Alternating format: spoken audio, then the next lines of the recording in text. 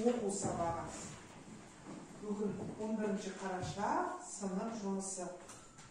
Біздің бүгінгі өтетін сабағымыздың тақырыбы мектепке және мектептен.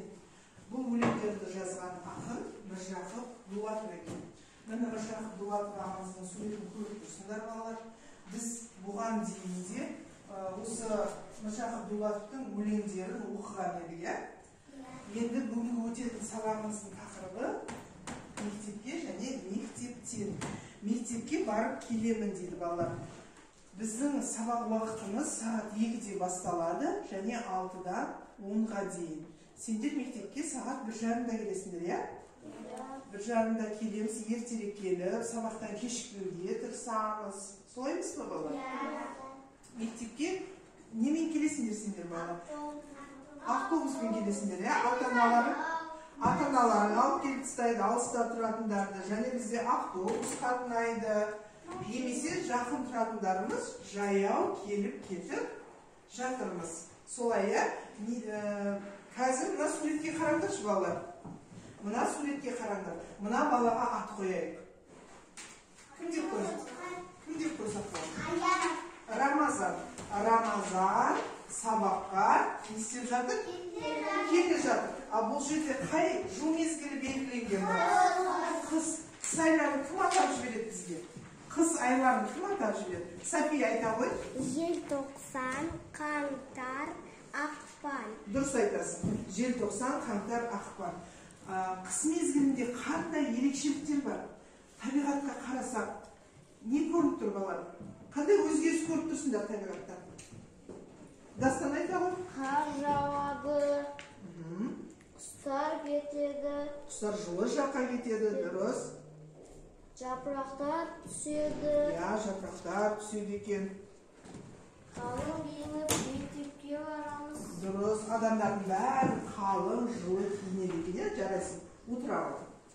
Енді мына екінші суретке қараңдар. Екінші суретте сағат 6-дан 10 минут өтіп кетті. Бізде күнделікті 5 сағат қойы, сағат 6-да 10-да бітеді. Рамазан мектептен қайтып бара жатыр. Қайтып бара жатыр. Оны кім күтіп алып жатыр? Анасы, немесе әкесі, әжесі, атасы күтіп алып кетіп жатыр, иә? Балалар, енді кітапқа қараймыз. Екінші тапсырма өлеңдерді түсініп оқы дейді. Мектепке. Ашық күнде жарқырап, жаңа жауған жатыр қар. Адамдардың беттерін домбықтырып тұрызған. Жатырсыңдар неге ұйықтап, күн шығып қалды балалар. Таңертеңгі аязбен мектебіне жөнел бар. Міржақып Дулатов жазған екен. Енді осы жерде екінші өлеңді оқып кетейін. Мектептен қайтып балалар, қызарып беті суықтан, үй алдында майлаяқ жатыр еді суықтап. Құйрығын бұлғап еркелеп, қылды класс шындықтан. Күле шулап кірсе үйге, самауыр тұр бу шыққан. Тойып алып тамаққа, балалар жатыр тыныққан. Міржақып Дулатов жазған екен. Бізде мына жерде сөздік бар. Самауыр деген не екен? Самаурын. Білеміз ба самаурынның не екен? Білеміз ба? Үйде бар ма? Шай қайнататын ыдыс. Отты ішінде шай қайнататын темір ыдыс. Балалар өлеңді оқыдық, иә? Енді қаны өлеңді мәнерлеп, дауыстап оқып бере алатын оқушылар бар ма бізде? Кім оқиды? София келе ғой. Әдемілеп оқимыз, дауыстап, мәнерлеп. Мектепке ашық күнде жарқырап, жаңа жауған жатыр қар. Адамдардың беттерін домбықтырып тұр ызғар. Жатырсыңдар неге ұйықтап, күн шығып қалды балалар. Таңертеңгі аязбен мектебіне жөнел бар. Жарайсың, София, отыра ғой. Өте тамаша, мен баға қойып жіберемін күнделік кезекке. София жақсы оқыды. Софияға 9 деген бал қоямыз. Жақсы. Енді келесі. Айзере келе ғой. Келе ғой. Мектептен қайтып балалар, қызарып беті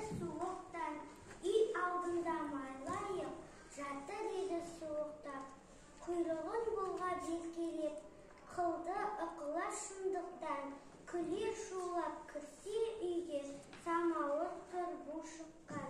Тойып алып тамаққа, балалар жатып сыныққан. Жарайсың, Айзере, отыра ғой. Жарайсың, Айзереге де 9 деген бал қойып жібереміз. Ары қарай Айсұлтан келе ғой.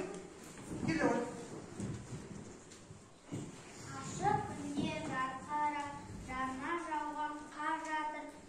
Адамдардың беттері томпақ тұрып тұрызған. Жартысында неге ұйықтап, күн шығып қалды балалар.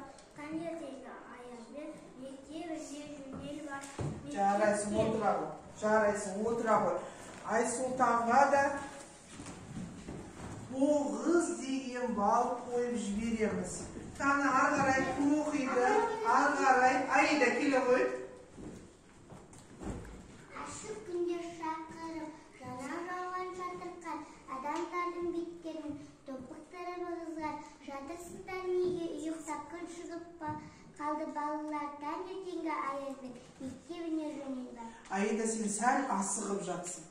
Қатесіз оқыдың, бірақ асықпауымыз керек. Дауыста мәнерлеп оқуымыз керек. Түсіндің ғой, иә? Отыра ғой.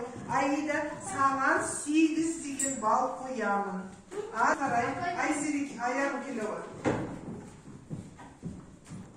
Ашық күнде жарқырап, жаңа жауған жатыр қар. Адамдардың беттерін домбық тұрып тұр ызғар. Жатырсыңдар неге ұйықтап, күн шығып қалды балалар. Таңертеңгі аязбен мектебіне жөнел бар. Жақсы, отыра ғой. Аяруға да 9 деген бал қоямыз. Төлежан келе ғой. Ашық күнде жарқырап, жаңа жауған қар. Адамдардың беттері домбық тұр ызғар. Жатырсыңдар ұйықтап, күн шығып қалды балалар. Таңертеңгі аязбен мектебіне жөнел бар. Арасында бір сөздер тастап кеттің, Төлежан. Дауыста мәнерлеп оқуымыз керек еді. Сенде мәнерлеп оқу болмады. Отыра ғой. Саған 6 деген бал қоямын. Ендігіде Төлежан әдемілеп оқып келеміз. Түсінікті ғой, өлеңді дауыста мәнерлеп, қатесіз оқуымыз керек, балалар. Бүгінгі сабақтан не түсіндіңдер? Және мына жерде бізге тапсырма берді кітаптың астыңғы жақта. Аптаның қай күндері сабаққа барасың, ал қалған қай күндері демаласың деп тұр. Қай күндері біз сабаққа келеміз? Қолды көтеріп жауап берейік. Аяру? Дүйсенбі, сейсенбі, сәрсенбі, жұма. Сәрсенбі сосын? Бейсенбі. Қай күн қалып кетті? Бейсенбі, жұма. Ал қай күндері демаламыз? Қай күндері? Сенбі, жексенбі. Дұрыс айтады. Сенбі және жексенбі күні біздер демалады екенбіз, иә? Енді өлеңнен суретке қатысты жолдарда мына жерде балалар қайда келе жатыр? Мектепке келе жатыр екен, иә? Барлығы көңіл күйі қандай? Көтеріңкі, мектепке келе жатыр екен. Енді мына жерге тақырыпқа қараңдар. Осы суретке қатысты сөз табайықшы. Айта ғой. Өз ойыңды айта ғой. Балалар сабаққа келіп, олар қоңырауда далаға шығып, керемет болыпты деп түрлі сұрақтар қояды. Қар жасайды. Қардан аққалар жасайды, иә? Қармен сырғанайды. Сырғанайды екен және? Шанамен сырғанайды. Енді шанамен үйде сырғанаймыз, иә? Ал мектепте ойнайды, қар атысады, аққалар жасайсыңдар, иә? Жақсы, тақырыптан тағы не түсіндіңдер, балалар? Не түсіндіңдер? Айзере? Мектепке барамыз, достарымызбен ойнаймыз. Дұрыс. Мектептен білім аламыз. Өте жақсы. Мектеп біздің екінші үйіміз. Дұрыс. Біздің мұғаліміміз екінші анамыз. Ой, жақсы. Айзере айта қойшы.